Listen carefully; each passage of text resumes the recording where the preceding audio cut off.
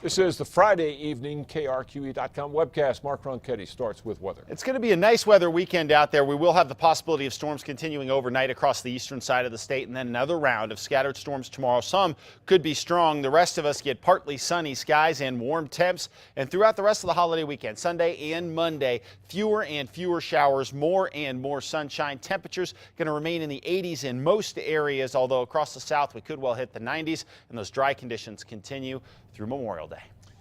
APD has fired the police sergeant charged in a deadly crash 3.5 months ago. The department tells us Adam Casals was terminated at the end of business Friday. He had been on paid leave since the February crash. Casals was off duty speeding in his police SUV when he ran a red light at a West Side intersection. He hit a car carrying sisters Ashley and Lindsay Browder, killing Ashley and badly hurting Lindsay. Casals claimed that he was after a drunk driver, but witnesses saw no other car and investigators simply did not believe him. A grand jury has indicted Casals for vehicular homicide, and the Browder family is suing him, APD, and the city.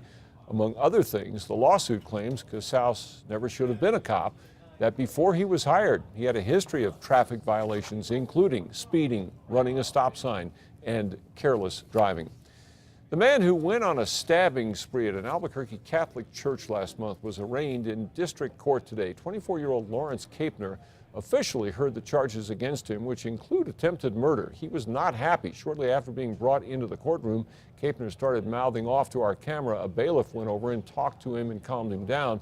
Gerald Madrid, who was stabbed 5 times during the attack, was at today's hearing. Madrid was injured when he came to the rescue of the choir director, who was Kapner's prime target. I want to make sure he stays in custody. You know, he's clearly a threat to society and anybody else, clearly a threat. Kapner went after the choir director because he claimed the man was involved in some sort of a Masonic conspiracy. The judge continued his bond at $250,000. As he was taken from court, Kapner told his mother he loves her. Join us for all the latest news tonight on KRQE News 13 at 10.